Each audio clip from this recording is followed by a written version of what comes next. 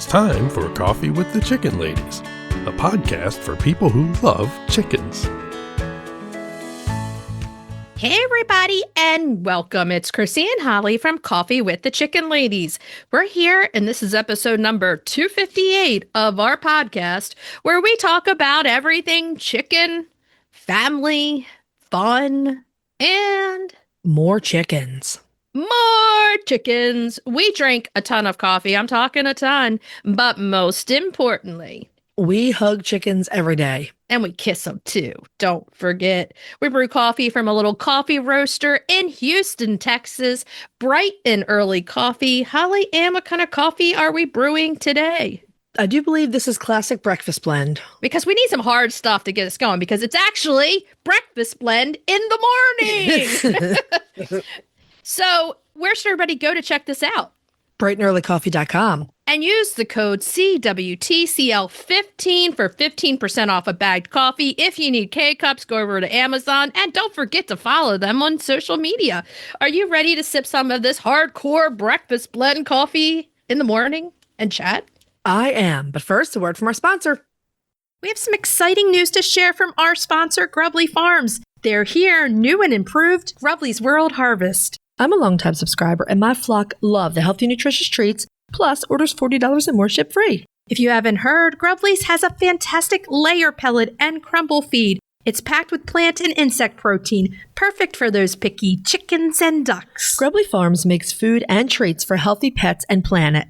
To support us and Grubbly Farms, use the link grubbly.co/coffee. Try it today. We're up with the birds this morning. We are working early. Normally, we're afternoon workers on the mic, but we got stuff dark to do. It was still dark when I got up this morning, which is very, very rare. And we're about to move into Eastern Standard Time because daylight saving time is going to end. So that'll change things up a bit too. Now, with having a high schooler, I'm up in the dark every morning, but I don't really get myself going for a little while. I have to have a lot of coffee to get going. I'm on my third cup right now. I'm only on my second. It's unusual. I usually have more than you, but you had a head start on me. Yeah. So we're just like, okay, we have other stuff that we have to do later, so we have to record now. The early bird gets the worm, I guess, right? What are you going to do with it? Because I'm not eating that worm. I keep picking cabbage worms out of my cabbages. Oh, God. I take them over to the ducks. Oh, yeah. You're like, here you go. Here's some nice grubs for you. Delicious protein. We have some exciting news to share. I'm sure you guys have been listening to us go on and on all summer into the fall, how we had a big project going on. So we want to tell you. Yeah, it was a big project. So on October 1st, we turned in the manuscript for our book to our publisher. Yay! Interject the confetti! Here we go! La la la la! Publication is slated for October of 2026. We will definitely let everyone know when pre-orders have opened, and please pre-order this book. Yes, we want you to. It's basically a partner to the show. So if you're liking what you're listening to here, you're going to love reading the book, and it's going to be a fun read. It's going to be an informative read. Everything you need. Yeah, I mean, we do anatomy. We talk about healthcare, feed, the breeds, like you said, everything. It's all the same well-researched information we give you here in a pretty package. Yeah, you're going to love it. So when pre-orders come out, we'll let you know. And we just wanted to talk about it today because we've been tight-lipped about it. But hey, you guys are finding out now. We have spoken about it in every way possible other than just calling it a book. So I'm sure a lot of you have already figured out that that's what we were working on. The labor of love. Yeah, it was. I keep saying to everybody, my daughters watched the show The Summer I Turned Pretty, and they love that. And I said our show would be the summer we wrote the book. Yes. Yes. It was a very bookish summer in many ways. Oh, yes. But it's fall and we're free. And yeah, it's fall and we're free. It's fall and we're free for now. For now. So be on the look. Other than that, it's my favorite month of the year, November, for multiple reasons. Your birthday and your kids' birthdays are and Thanksgiving. I love Thanksgiving. It's my favorite holiday. I love Thanksgiving too. It's a lot of fun. Speaking of which, it is the month of November, so we're switching to Thanksgiving recipes this month. Oh, as yes. always. All of our recipes for the show and 250 some previous recipes are all on our website under the Farm Fresh Recipes tab. You know, Thanksgiving to me, as a kid, you're going to always be like Christmas or whatever is your favorite holiday. But as an adult, Thanksgiving is my favorite holiday because I love making such a nice meal for everyone. I love the decorating, getting ready, doing the tablescapes. And there are no Christmas gifts or anything involved. It's just everyone coming together for a nice meal, a nice day together. Oh, yeah. I've always loved it for the same reason. Yeah. Just a meal and some gratitude, and it's very nice. It's a wonderful holiday, really. November is also my birth month, so that makes it a holiday month in itself. Yeah. Oh yeah, it's almost cake time. And my daughters. So yeah, poor Joe has to buy 3 birthday gifts and a Thanksgiving meal in November. Well, there are worse things in life, I'd say. Yeah, exactly. So yeah, and I love coming up with different stuff for Thanksgiving. It's just a great time. I don't know, I just love it. Absolutely. So the recipe this week, we'll start you off with your Thanksgiving desserts. And then we do, let's see, what do we have planned? We have a casserole or side dish. We have biscuits, and we have your new spin on stuffing. Stuffing, yeah. Next year's my stuffing. This year's one of your stuffings. Because we're stuffing girls. We love love some stuffing. I mean, you could take everything away, but as long as there's stuffing, I'm happy. I mean, sometimes we have multiple stuffings, but yeah. It's like, hey, yeah, it's the best. But yeah, no, November is just one of those times. I'm just happy to be here. And the month is so perfect. It's perfect weather, the perfect feelings, all the emotions. So December starts the busy time, and then we go into our super busy time, which is like January through the spring. So it's I like to take November just to relax. But on that note, if you're listening to our show and you're loving it, head on over to Apple Podcast and leave us a written review. We love reading these reviews. Thank you so much for our latest review. Thank you so much for listening and joining our show, having a seat at the table. We love it. While you're there, hit that subscribe button because you never want to miss an episode. And we're a lot of fun. And they count them. If you're looking for other ways to help support the podcast, you can tell a few chicken, duck, or goose-loving friends about us. You can share your favorite episodes on social media. You can become a patron of the show, patreon.com/coffeewiththechickenladies. Gigantic thank yous and lots of hugs for all of our patrons. You guys are amazing. We had such a fun happy hour. If you want to join the hen and do the Zoom happy hour once a month, we had so much fun this month. I want to join the hen just because I want to say that I joined the hen. And the other thing you can do to help support the show is visit our website and our show notes, use our affiliate links and discount codes, and buy products from our sponsors. Yay! Holly Ann, have you heard of this new game, Chicken Challengers? I have. It is hilarious. It's a fast-paced party board game where chickens battle it out to become the ultimate barnyard champion.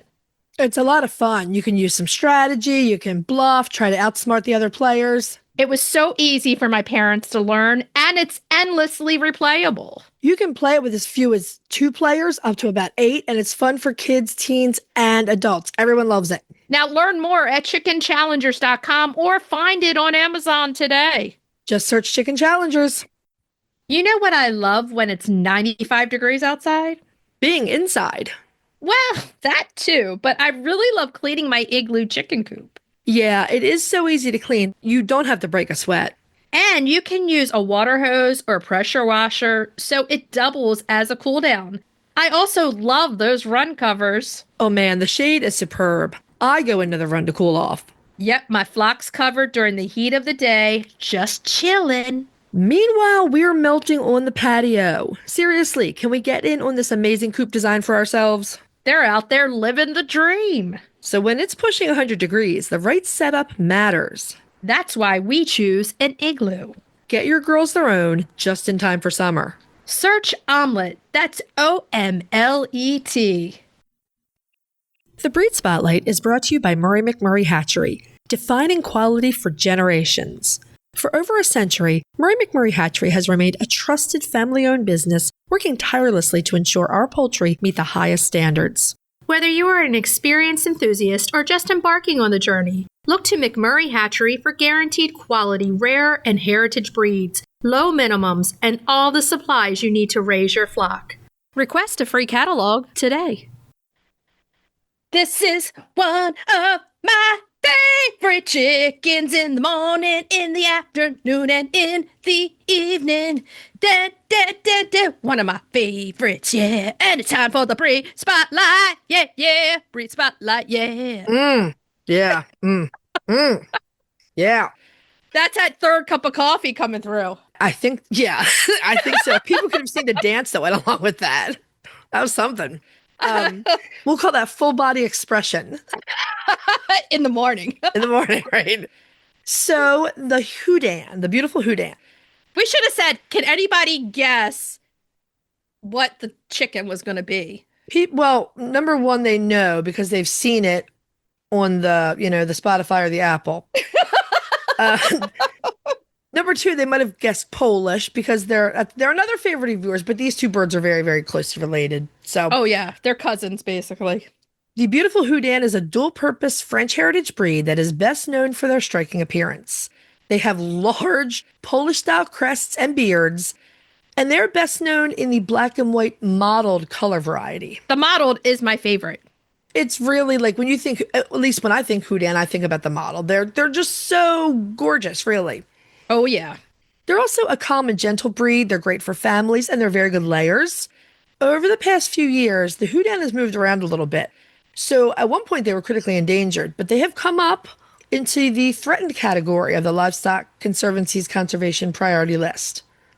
I like to think and hope that we've had a little something to do with that move because we like to bring these chickens out that need help. And I think when people know more about them and they know where to get them, they will. Well, it doesn't help. I mean, I'm sorry. It doesn't hurt that you plastered photos of Houdans all over our social media. So because they're my babies. Houdans with the flowers. Houdan's everywhere. They're my favorite. I mean, they're my babies. They're my babies. The Houdans have a bit of mystery in their early stories. So, like a lot of our favorite heritage breeds, the Houdans were improved during the 1800s. Improved meaning, breeding for larger size, et cetera, et cetera. And most of this breeding was done in the village of Houdan in Normandy, France. Like the Faverolles, they were bred and raised as a dual-purpose bird for the London and Paris markets. But there are written records here and there that suggest that this breed, the Houdans, are far older.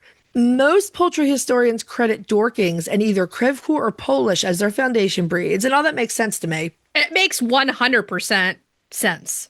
The fifth toe would almost certainly be a gift from the Dorking, which we know is a very, very old breed. And we also know that the Crevecoeur is a very old breed. I believe the same for the Polish. We have no real way of knowing what those first strains of Houdans look like, so we really can't even hazard a guess how much they've altered over the centuries, but they've certainly altered. Probably, if I had to guess, size is what the farmers were trying to bring in. We talk about this all the time. When we went to Ohio to the national show, they had a Houdan there. There weren't a lot. There might have been one or two tops. Mm-hmm. That chicken was immense. It was so big compared to my Houdans. My Houdans are little. And you can kind of see why they were kind of, bred that way for dual purpose. But now they're not. They're little tiny. They're little babies. Yeah, they're small. Like, what are we talking about? 4 pounds? Yeah, I mean, 4 or 5 pounds. And look at their cousins here. You got the Dorking, you got the Crevecoeur, you got the Polish. They're all in the same family. That's why I will get Crevecoeur before you, like I've said before. Knock yourself out, man. I'm not even worried about it. Although I will say I still am in love with the Dorkings. They're really unique and really interesting chickens, and they fit really well in my flock. They do. They do. They're made of all the best kinds of chickens. So who would not love a Houdan? Seriously. Right. I wanted Houdans before you, but of course, we know how that goes. Houdans were You could have ordered them the same year I ordered them, but you did not. No, I wanted other things. It's true. Houdans were first imported into the UK, where they were sometimes known as the Normandy fowl. in the 1850s. And this is where the breed intersects with a little known bit of chicken history. So I just thought this was a fascinating little thing. Okay. Again, 1850s, there was a man named George Kennedy Galen, or Galen, I'm not sure how that's pronounced, and he organized the National Poultry Company in the UK during the mid-19th century. This was probably one of the earliest attempts at industrial farming in the Atlantic world, meaning the countries that border the Atlantic. Right. Guyland maintained that poultry could be reared in large enclosed buildings in a scientific manner.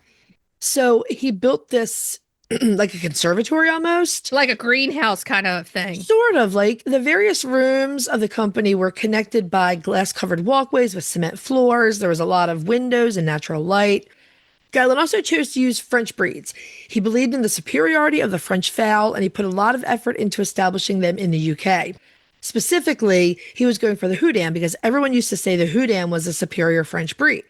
Guyland even wrote a book about this. He called it Guyland's Poultry Breeding in a Commercial Point of View as Carried Out by the National Poultry Company, and this was published in 1867. Now, then I had to go digging to see what happened with this company. According to poultry writer Lewis Wright, oh, our old fave, yeah. This venture had a disastrous end. Lewis Wright always wants to write about the disastrous ends. He's always looking to say, like, what happened? No, this isn't true. This is not true. Oh, I think it's true of him, for sure. You have never even opened his book, so stop. I don't need to. I know everything because you're opening the book and then you're telling me. Well, nowhere could I find what the disastrous end was, but I'm assuming that it was a failure financially because it would have been a huge investment to build heck yeah. This conservatory for the chickens. But as far as the French chickens went, again, Lewis Wright and his friends all said that the Houdan was one of the best. The Houdan did remain popular in the UK until the early 20th century, both as practical birds and show chickens. And like everything else, it was the world wars that really almost did them in. Oh, yeah. I mean, people get hungry, they're going to eat everything and anything. Absolutely. They also were not, they're not fast growers, they're heritage breeds. So Houdan showed up in the US in the 1860s, so not long after they were in the UK. They were accepted into the Continental class in the American Poultry Association Standard of Perfection in 1874 in the black and white mottled variety. An American breeder began developing a white strain of Houdan by crossing mottled Houdans and white Polish, and eventually this was accepted by the APA in 1914. Okay. So I spent some time going through early American poultry journals from 1890 through 1920. By the end, where you're like, and now in this section of the journal, you were talking with the accent. They were American. No. I was thinking in an American accent, if that counts. But what I found is that in these early journals, most of the articles focused on the breed, either as a show bird or as a table bird, and not much in between. And it was pretty much all men writing the articles, right? Boo and hiss. There's so much more to this chicken than those two things. I'm not dissing either or, but what I'm saying is there's a lot more to the Houdan that people have been learning as they go that maybe back then they didn't know. But they're an amazing companion chicken. Amazing. Remember how the French breasts absolutely exploded in popularity during the COVID years? Yeah. I think the Houdan probably in the 1850s and 60s was something similar. Everyone was like, this is the best tasting bird ever. And so they spent all their time breeding it, largely, et cetera, et cetera. But I think it was because the breast was sold out everywhere. Remember that? Yes, I do. So I have a feeling that the same thing happened with Houdan, but 150 years earlier. Anyway. What drew me to the Houdans in the first place is I felt like they had a little of everything from a lot of birds. So they had the fifth toe from the Dorking. They had the modeling, which you don't always get. They had the big crest. They just had all the things that I'm like, they have the V comb. They had everything. You're like, okay, I want this chicken. But then when I got them, I'm like, you put all that aside. They're the best companions. They're amazing. Well, right. Their personalities are fantastic. And what you're describing is all those very old breed features that, our modern breeds don't have so much anymore. Exactly. So the Houdans are classified as standard size birds, hens averaging about 6 pounds, roos about 8. I don't know about the roos, but the hens are not, mine are not coming in at 6 pounds. Yours are on the smaller side, yeah. They're on the smaller side for sure. And you know what? I'm okay with that. They're kind of like the size of a leghorn. And I'm great with that because I do have some big fluffies with them that are going to keep them warm. And the other thing is, as they're molting throughout the years, they're really growing a big set of their own feathers. They're coming in thicker every year. Yeah. But they're definitely, I can tell, I tell you this every morning when I'm out there, I think they're a little cold, that you have to take some provisions. So the mottled Houdan is black with white spangles, while the white Houdan is completely white. Shocker.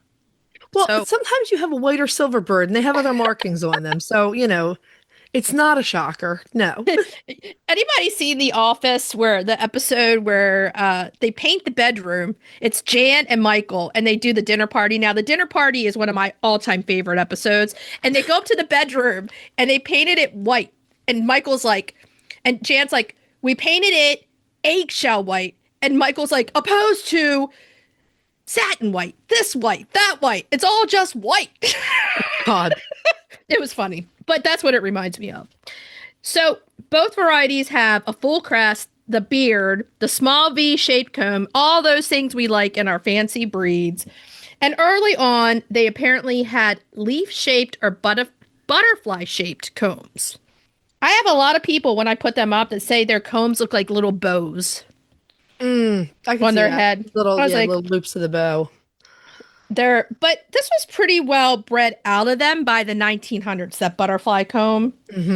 I mean, there was a lot of like trying to change this breed around. They also have the vaulted skull and the wide nostril seen in the older crested continental breeds. As chicks, their crest is quite visible. From day one, when they came, we were laughing ourselves silly because that little crest was right there. It's and very cute. so cute. And the Houdans have white earlobes and small wattles, mostly covered by their beards. It kind of protects that skin. So they kind of are more made for colder times, but their body mass isn't quite there to keep them as warm as they need to be. Right. Both color varieties have white legs, and there may be mottled black spots on the mottled Houdan legs. Mine do have them occasionally. Now, I can attest to this. They're amazing layers. They're really, really good layers. And they have large white eggs. They're like, they go against Lucy. Now, when Lucy lays, I know her egg. So I can know. Sometimes there's 3 white egg layers in there, and I'm always getting white eggs. Yeah. Numbers vary, but we found anywhere from 150 to 200 plus per year. That's definitely accurate for mine. And according to the Livestock Conservancy, Houdan roosters are ardent. Yes, So they're quite the lovers and they require many hens. He likes do big not hair have on, one of them. Do not have one of them. right? Hens are non-setters, so if you want a breed, they're probably going to have to go in the incubator or another one of those broody hens. If that's a plus for a lot of people because you don't want a hen that's going to go broody in the summertime. I have a couple of those, and let me tell you, it's frustrating. It's Not incredibly the- frustrating. No, it's Not the incredibly Houdans, but I have some Cochin that are relentless. I mean, that's what Cochin do. Houdans prefer their environment to be dry and sunny, but not overly hot. I'm right there with them. They will need plenty of shade. They don't do well in cold and definitely not ice and snow. An icy crest can cause frostbite on their head. You do not want that. That's really bad. I do want to say this because just with watching mine, I bring them in the summer on really hot days and put a fan on them. They are one of the breeds that come in for any extreme weather. Well, they have a lot of feather coverage and not a whole lot of way to let the heat off since they have barely any comb and wattles. Right. So they seem to be really affected by super hot and super cold. So this is a chicken, I would say not for the beginner, that you want to have some time under your belt so that you can make the provisions for the weather for them because they're not going to be like your barred rock that's going to be out there no matter what. Right. Keep an eye on their beard and their crest. Do periodic mite checks. Mites love all those feathers. These birds are not ideal for free ranging. Obviously, supervised free range is better, but You need to also check them to make sure they aren't feather blind so that they can see to eat and keep themselves safe from attacks by predators or even flock mates. I see some on social and they have the huge crest, and mine, Celeste, has it right now. But I do go in around the eyes and get the feathers that are directly around the eyes so that they can see, because they will come in, and when they first come in, they are definitely feather blind. And it makes them in the lower part of the pecking order. Right. So you have to just keep an eye on it and just clip up the ones that are right around their eyes.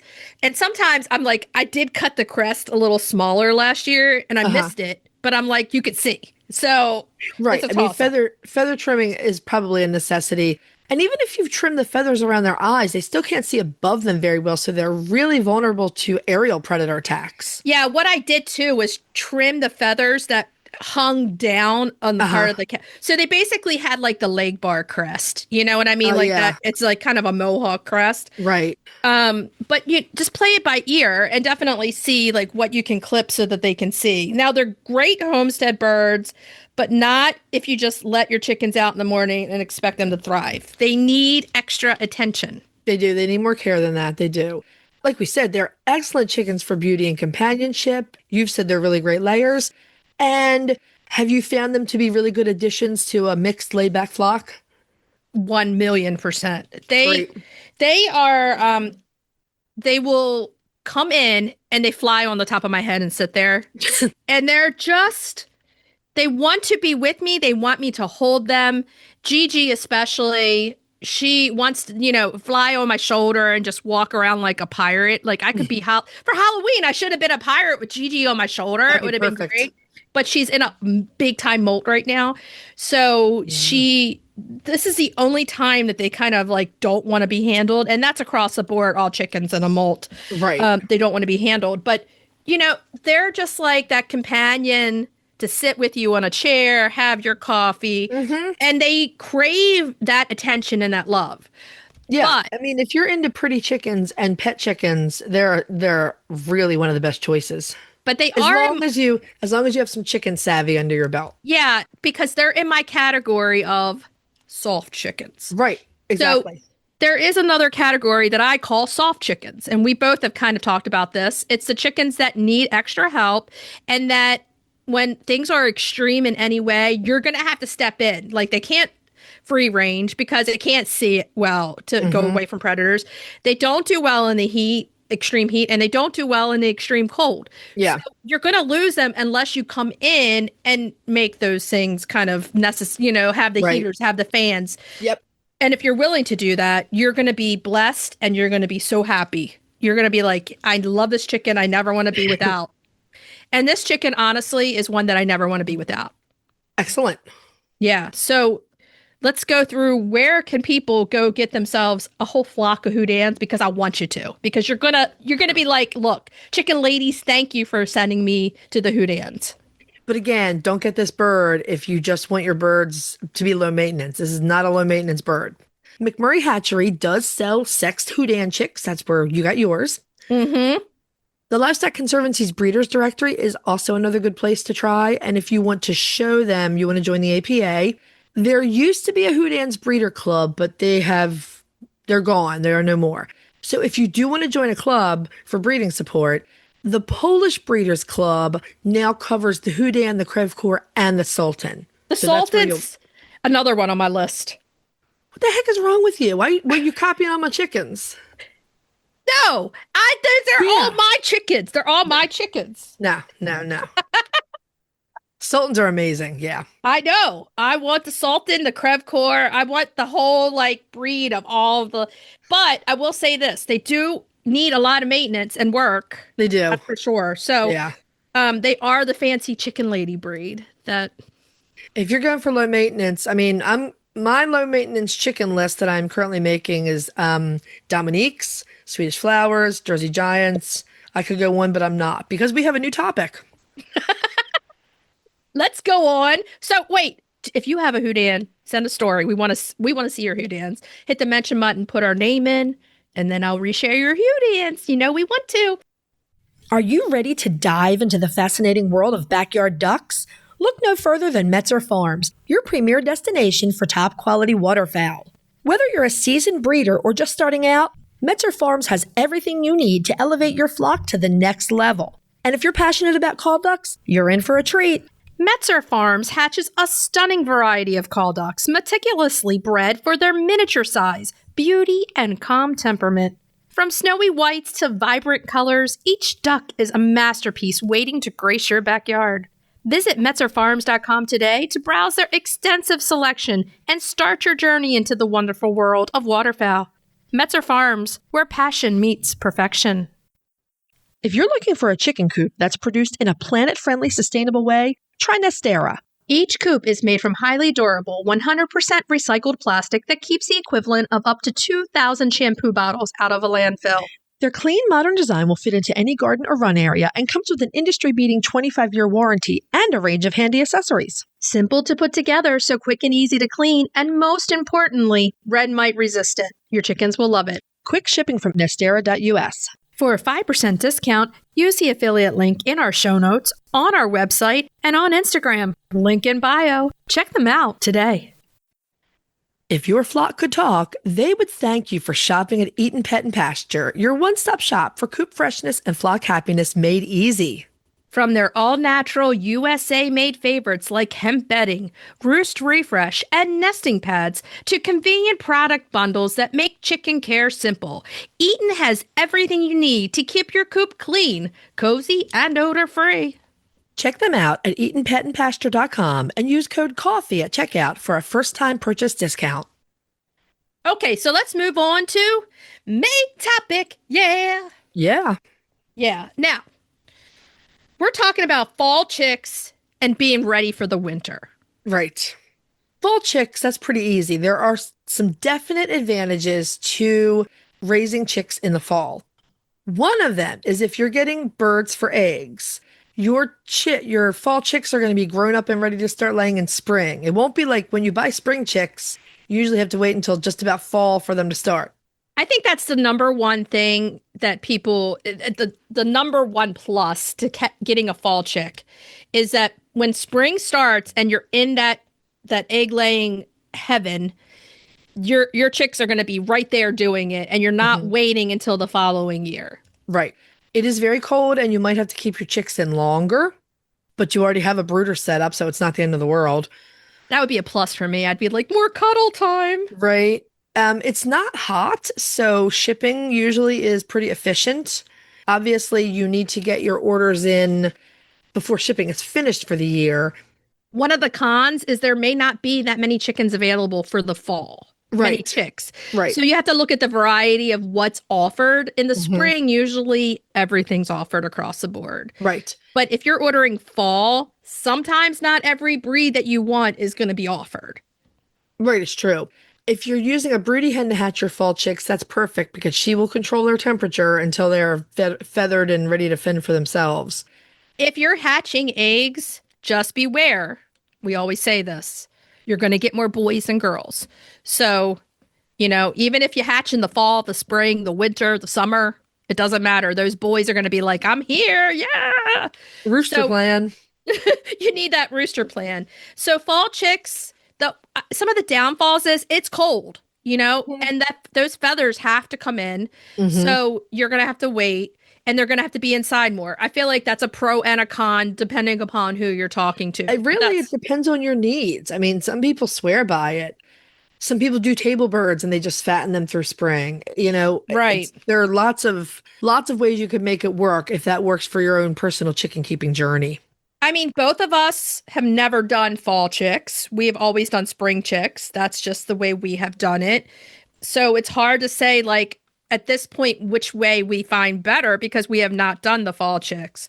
Right. But spring chicks have their own part too. But, it gets warmer and then they're too hot. And then, it depends upon when it's convenient for you and when you can give 110% to the chicks. If it's in the fall or the spring, pick which one that you want to do. So if you're not interested in fall chicks, but you're looking for chicks, remember that November is when pre-order opens for most of the hatcheries now. Right. So, for the spring. For spring chicks, right. So just keep your eye on like hatchery websites and social media. Most of them will say like, look, our catalog's out, or, we're taking the pre-orders. So for the really rare ones, you need to get in there fast. Well, here's the thing. If you're like have this craving and you want these chicks in the fall, you can dig into the research and watching the chicks and learning about the chicks you want in the spring and use that time to really dig into the research of it. Or you could just get them. I mean, I guess I've never done it because I've been too afraid of the cold and then keeping them in longer. But you know what? Keeping them in longer is not a bad thing. It would be a good thing for me. Right. So, it's one of those things. It's kind of a personal preference. Now, are you ready to move on to winterizing? Yeah. What are you doing over there for winterizing? The big thing is generally to take out the fans and clean them and reinstall heat plates in all the coops. I don't need heat in all the coops. The bantams definitely do. But we put the heaters in anyway, just in case we have like a frigid spell, polar vortex, something like that. My big coops, with all the layers, I might use those heaters like only for a week out of the year. But during that week, they spare my chickens a lot of discomfort and pain and frostbite. Yeah, over here, I'm doing a few things to winterize. The first is I'm going through and cleaning all the spider webs, all the bad, gunky stuff that's kind of built up over the summer in those coops. I am re-putting my contact paper, replacing it because sometimes it gets holes in it, all on my roost, cleaning all the inside. For some reason this year, my coops got a little bit of that green kind of fungi kind of stuff around the bottoms. It's like algae or lichen, something like that. Yeah, so I'll be scrubbing the bottoms of my coops. Mm-hmm. The other thing that I am doing over here is getting my garage ready because I need to make sure, since I don't have electricity back there, that I have it nice and open from the hospital to bringing them in case we have a really bad cold spell with the heaters. Because you don't have power all the way, because your coops are way back at the back of your property. Yeah. You don't have a power source, so when it gets super cold, they come into your garage and have heaters there. Yeah, so I usually have to set up, like I have those super long pop-ups, and I usually have to set up like 4 of them or 5 of them for all the chickens. Mm-hmm. And I'm going through and cleaning with wipes all my heater plates because they get dusty and grimy just from sitting out. I'm going to do all of that, go through all the blankets that I have, wash all my blankets and towels, the ones I use to put under the pop-ups, the ones I use to put over, and just kind of getting ready so that if that time happens, I am not flustered at that moment in time. Right, So, trying to hurry up and get things done. Our next task is one that if you have a top on your run, I highly recommend, and that is cleaning all the leaves and sticks and tree debris off the top of those runs. That can cause a lot of weight, especially when they get wet. But if you get heavy snow on there, it can pull the sides of your run down. It's not good.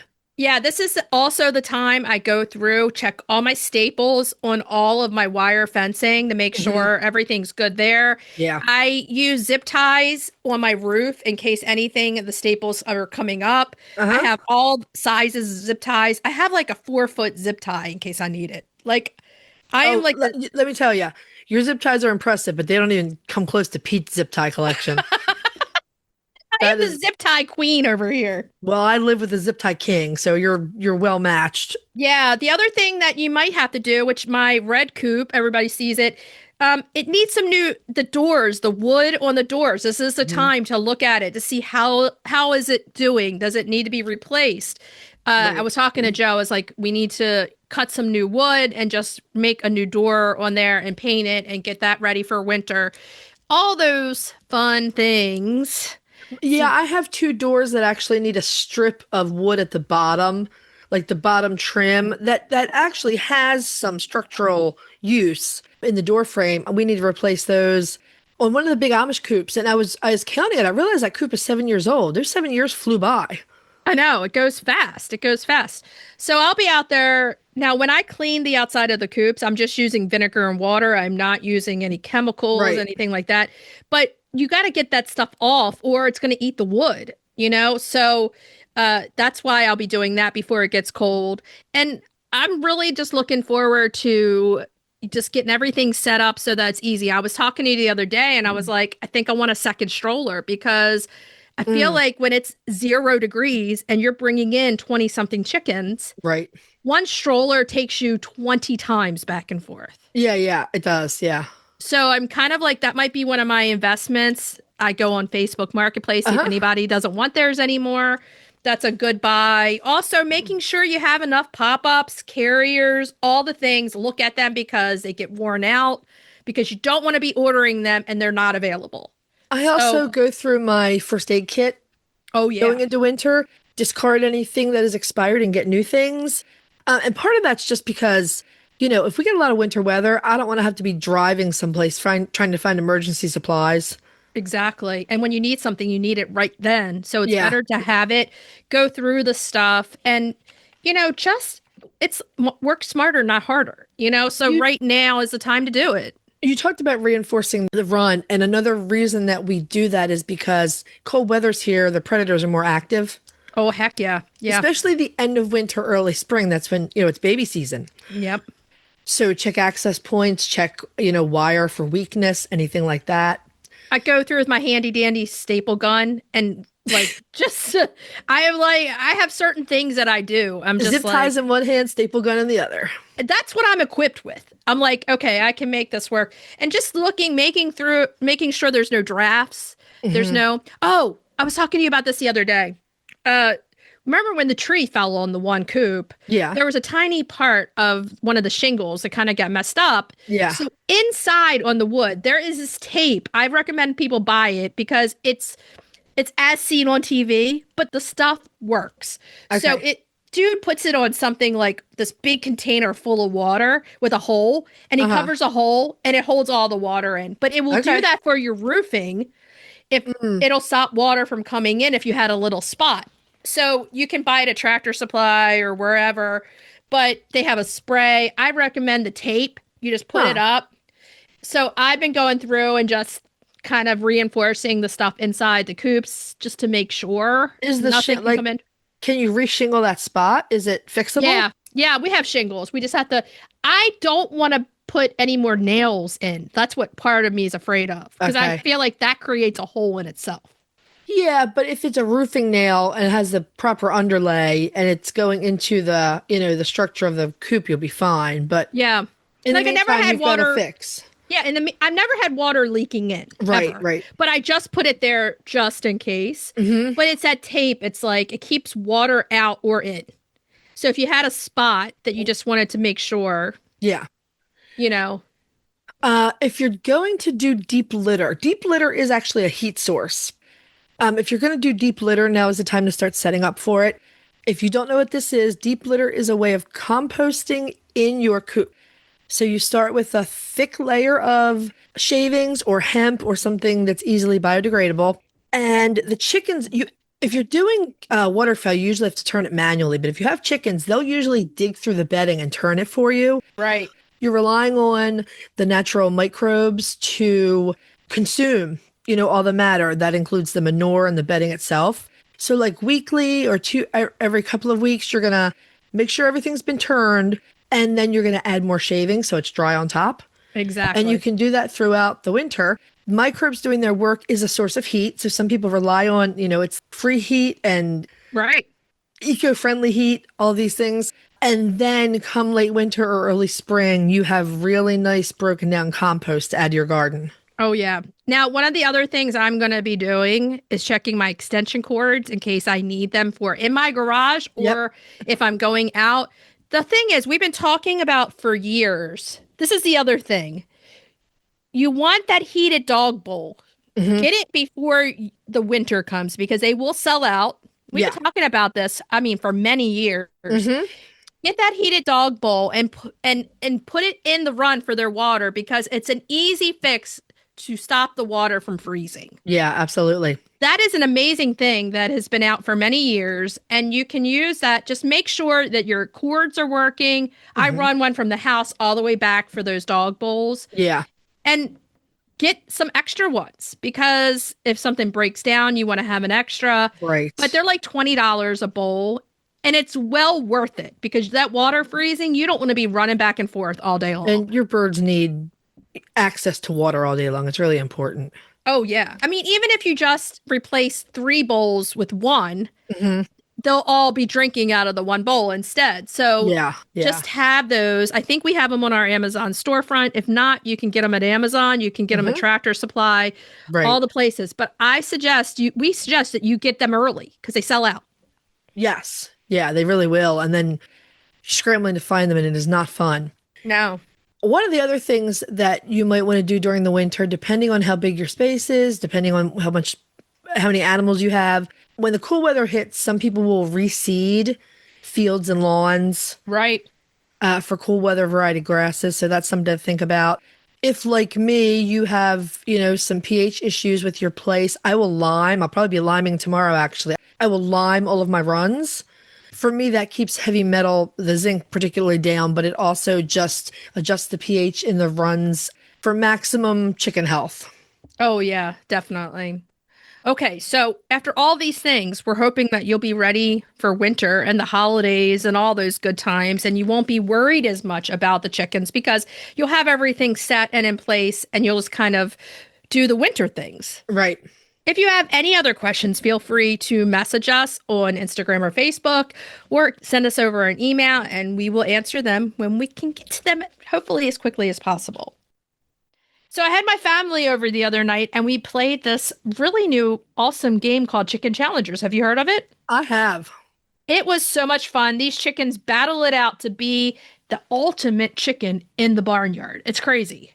It's really fun. There's hilarious artwork and lots of chicken puns. I just loved it. It's guaranteed laughter. You know what? For family nights, for game nights, hey, we should take this on conventions with us. Yeah, I love the fact that it's all ages. Kids, adults, anyone can play.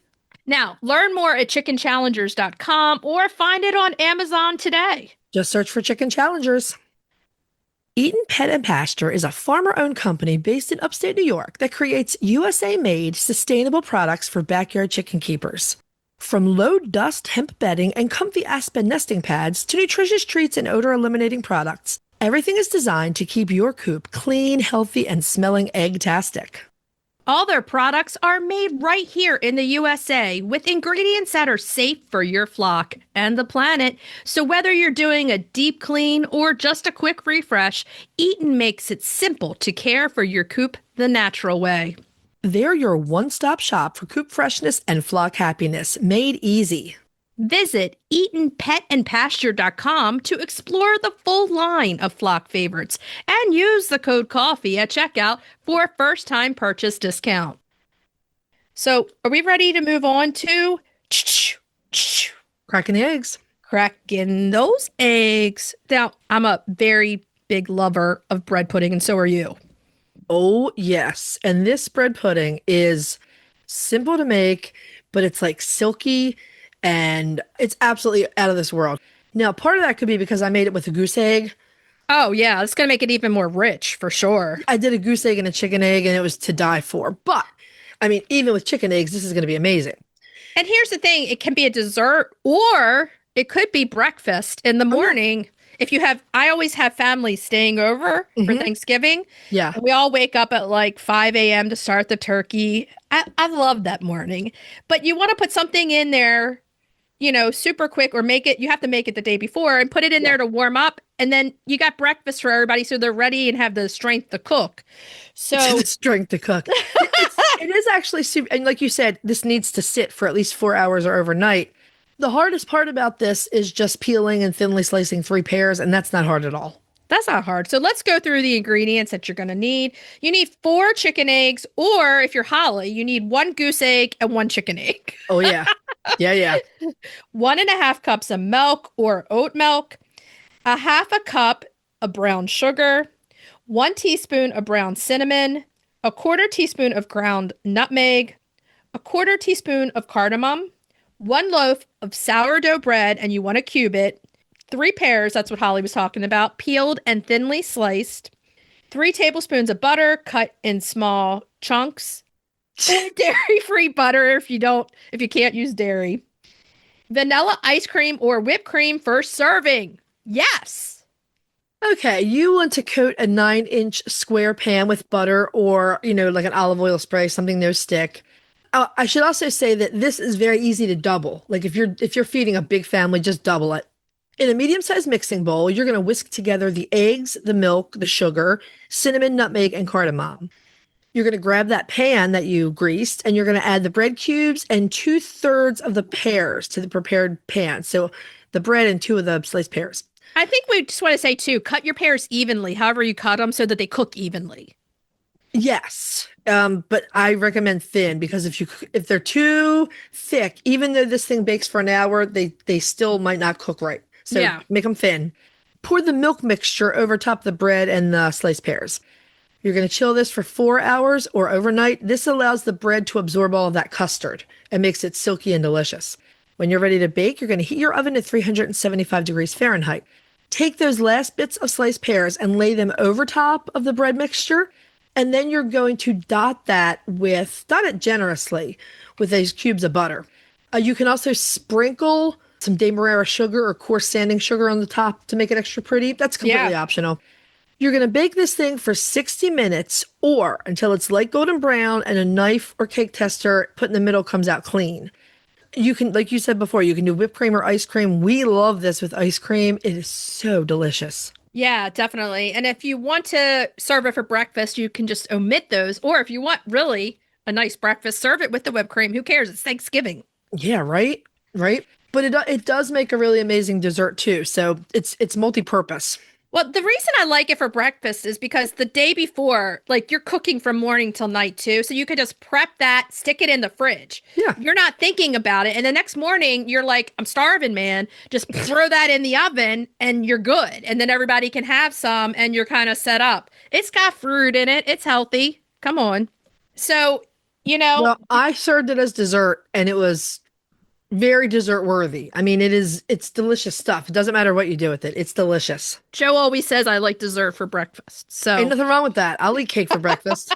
Nothing wrong with it. Okay, so try it. You might like it. Let us know what you think. See if you like it. Okay, so let's move on to retail therapy. Retail therapy. Yeah. So this week we're talking vintage gravy boats. Yes, we are. Now, there's lots. There's lots, yes. So first, think about what you want in a gravy boat. If you're actually serving gravy in your gravy boat, you probably want a bigger one. Yeah, or multiple, or like something plainer for the table so that you're not worried about it getting chipped up and messed up. Right. So you have some choices, really. You can find gravy boats that have poultry painted on the side of them. That's one of the easiest you can do. There are also a lot of mid-century figural gravy boats where the gravy boat itself is in the shape of a chicken or other poultry. Or turkey. Turkey, a lot of turkeys, yeah. And you can certainly go with them. But like you said, there's always a risk of chipping with them. You might want to make sure that they have lead-free glaze before you use that sort. Yeah, definitely. I'm just going to interject here. Do you know the teapot and the coffee pot and the set we like so much with the chicken on the rope net, the basket? That's the Rossini, yeah. They have a gravy boat. Oh, how about that? Yes. Neat. What else do they have?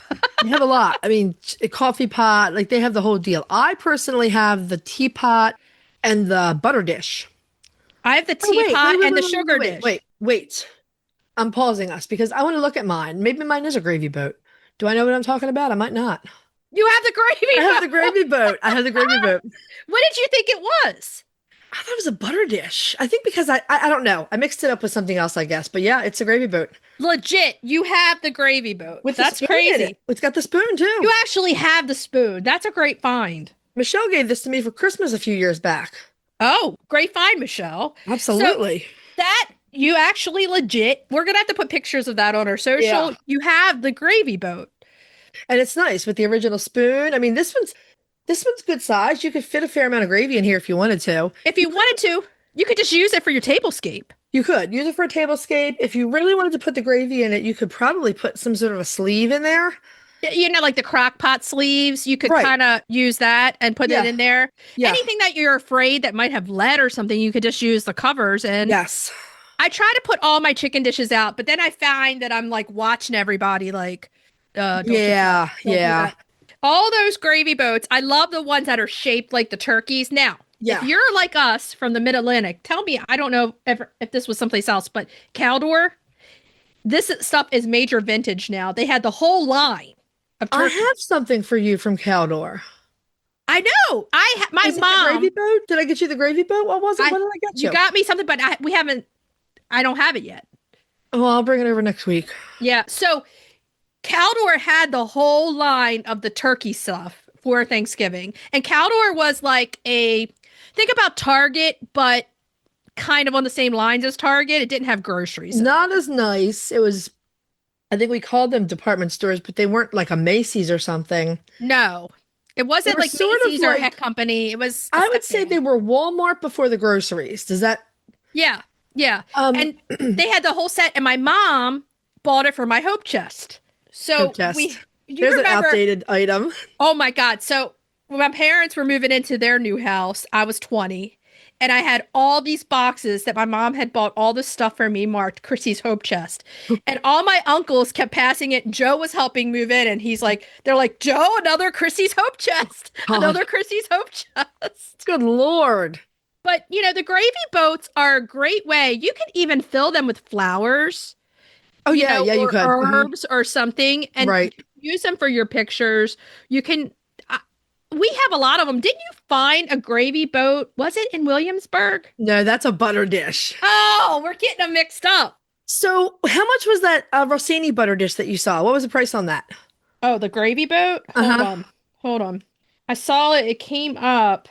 Where is it? Now I'm not going to be able to find it again. Sorry. No, that's okay.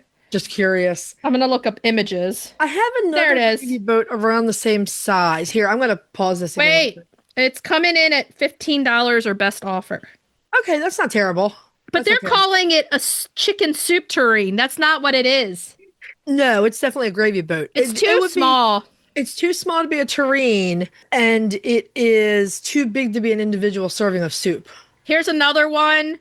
It's listed as the gravy basket, and it says $20 plus $20 in shipping, so $40. That's a bit steep, but it depends on if you're trying to complete the set, it might be worth buying it from somebody curated.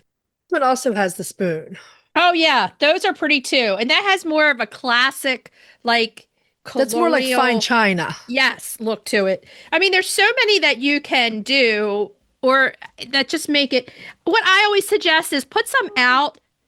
That, you got the spoon in that one too, that are fun to look at, but not to use, and then use your simple ones. Or you can get a soup tureen, and if you got a boatload of people, fill that thing up and just let it stay and get right there. But there's a lot of fun ones. Do we talk about the turkey-shaped Figaro ones? That's what everybody kind of has. And those what I have from Caldor. Right. Basically. And they're from the 80s, and I mean, at this point they're vintage, but if you want to go older, there's the ones that look like a rooster crowing that you can pour the gravy out of. Yeah. Here's ones that aren't vintage that I got last year. Target in their dollar section. Okay. Had legit, I showed you this. It said the turkey gravy boat, and it was a turkey sitting in a boat. Oh, I remember that. It's really cute. It was $3. I'm like, yeah, heck, I'm going to add this to my table. So all the fun stuff. Let us know. Send us some pictures of your gravy boats. Absolutely. We want to see them. We love this stuff. We'll put some photos up of ours. Let us know. I've been toying with the idea of doing more blog posts on our website because we send out a notification every week when the new episode drops, right? That's a new post on the blog. Right. But would anyone have any interest in us writing up articles about collectibles or things like that?